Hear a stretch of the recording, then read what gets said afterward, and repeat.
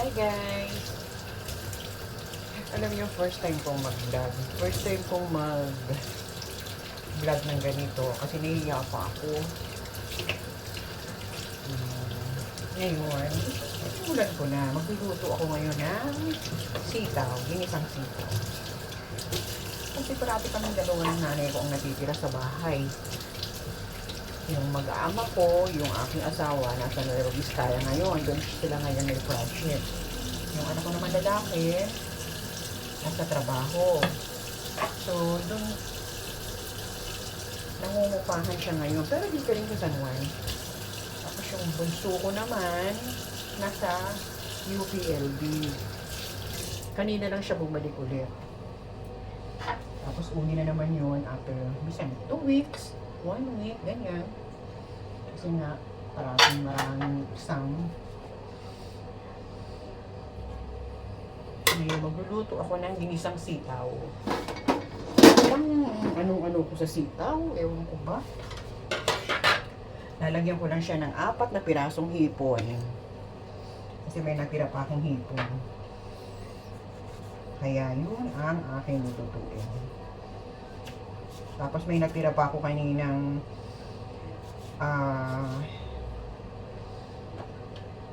inihaw na liempo. Pero sa ano ko lang inano, sa kawali. Sa kawali ko lang siya niluto. Baon ng anak ko yun. Eh, pinasobrahan ko para meron naman kami ng nanay ko. Kami lang naman dalawa. Pero, hindi ko masyadong binibigyan ng nanay kasi naggagamot siya ngayon dahil meron siya ngayong ano sa UTI. Kaya, konti lang. O nga, dapat bawal eh, pero kain pa rin. Sarap eh. Sarap kaya.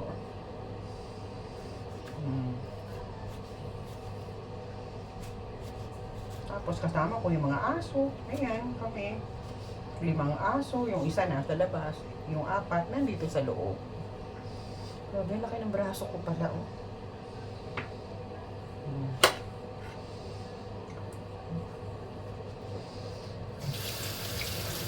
Sana pag napanood nyo, i-follow naman ako. Follow nyo naman ako.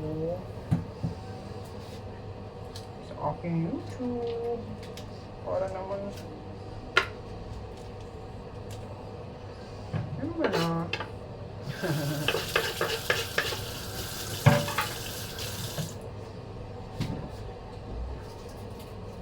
Luto tayo ng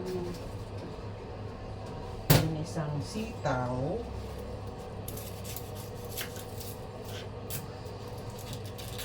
Alam niyo ba, pag naniniwala ba kayo doon sa kasabihan na, ewan ko ba ha, narinig ko lang, pag naghihiwa ng sibuyas, para hindi ka maluha, tapos mo daw ang dila. Totoo ba yun? Pero ano naman, minsan talagang, kahit ganyan lang, oh. Ganyan lang. Hindi ka daw maluluha. Sabi naman ng iba, pag naluha ka ro habang nagbabalat ng sibuyas, hindi kayo magkakasundo ng biyenan mo.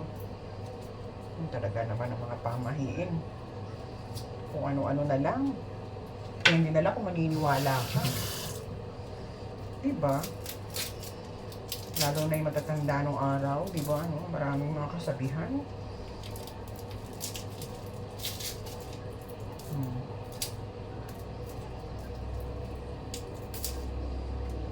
Habang natutulog ang nanay ko, magluluto naman ako.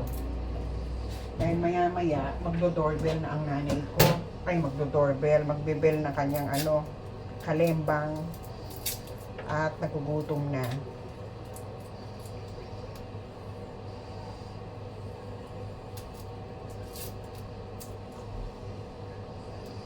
Alam mo yung mother ko, mag-87 na siya ngayon.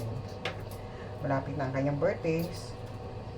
Sa April 4, 88 na, di ba? Sabi ko nga, magpalakas pa para umabot ng 100.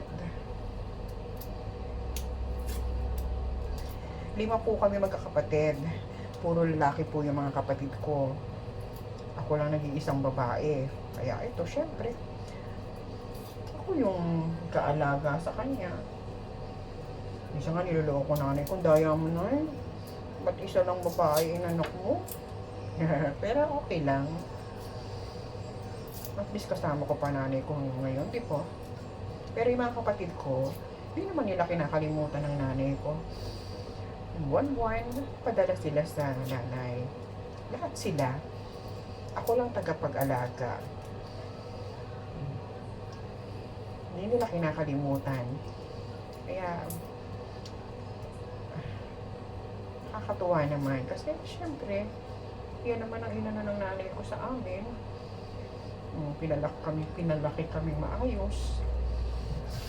May takot sa Diyos. Ganyan. Kaya, hindi rin namin siya kinakalimutan. Kasi trabaho ng nanay ko noon, nagdadaba lang po ang nanay ko noon, nung maliliit kami. Bandera lang po siya. Siya yung nakapagpatapos sa amin, tatay ko ng driver. Hindi naman ganun kalakas ang kita ng isa. Wala rin siyang yung pasada, tatada ba tawag doon. Eh, ang nanay ko lahat, simula nung alam ko, naalala ko, nursery pa ako, lang naglalabada siya. Ayan, wall flock po yung naririnig no. Sa isna. Siya na po talaga yung nagpaaral sa amin hanggang sa makatapos kami lahat dahil lang sa paglalaba. At laking pasalamat naman ng nanay ko kasi yung naging amo niya, napakabait. Wala po kaming masabi. Super bait po. Kaya hindi rin namin sila kinakalimutan. Pero wala na po yun ang pena. So nakatapos kami lahat.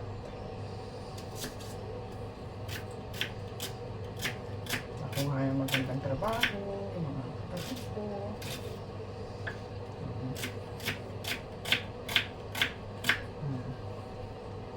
Kaya ngayon, nanay ko naman ang sinusuklian ng mga kapatid ko.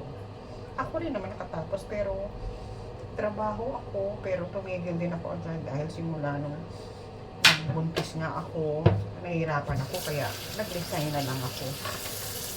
Sa bahay na lang ako, asawa ko na naman nagtatrabaho. Hanggang sa ayan, hindi na ako nakapagtrabaho talaga. Dalawa na anak ko. Okay lang. Kaya naluha ako, hindi ko na ilabas yung dila ko, nakalimutan ko.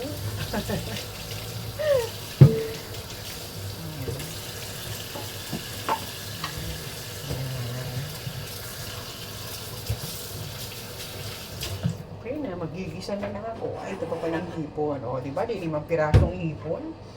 Lalagay ko syempre yung ulo. Para, ayan, naluha na ako. Pampalasa. Sinasama ko na yung ulo, hindi ko na siya, dati, di ba noon, dinidikdik pa, naalala ko nung maliliit pa kami, tsaka hindi pa kami makabili ng hipon noon. Walang hipon-hipon, basta ginis na lang sibuyas, bawang sibuyas, kamatis, wala nang baboy, basta ganun lang. Ngayon, may hipon-hipon na, di ba? Social na. Dati dinidikdik pa to, alam ko, nakikita ko doon sa mga hipag ko. Ngayon, di na. Sinasama ko na lang lahat, yung ulo. Pinatanggal ko yung balat. Tapos yung katawan, hinihiwa ko naman. Kasi nakapampadagdag lasa rin. Hindi ba? Bakit umitim na yung hipon ko ng ganito? Siguro ang tagal na niya. Tagal na yung... Kasi hindi na ako nakakapagluto ng dahil dalawa lang naman kami. Nakakatamad kumain pag dalawa lang. Minsan yung isang gatang, isa't kalahati, ang gatang, hanggang na kumisa. Hanggang kinabukasan pa. Yung nga lang, yung aso, dadayet. Kasi nagkakanin din sila. Minsan, isang pellet. 5 ba naman yan? Isang pusa. Grabe.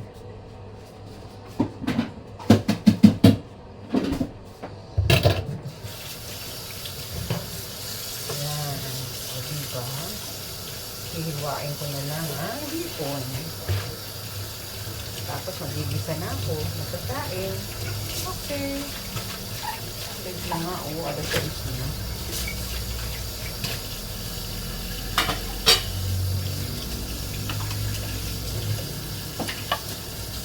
Pinagagad na ako hihiwain ko na lang ng hipon, ng pa-slice.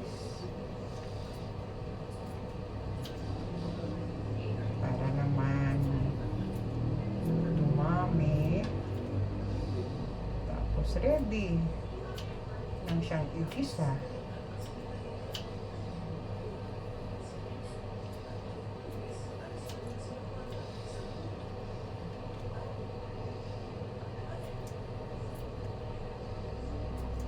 Yan. Okay na. Ready na tayo mag-isa. Mamaya mag-bend na ang aking mother. O, diba? Konti lang naman ang sitaw. Hanggang bukas lang to, ang tanghali. Konti lang naman kami kumain.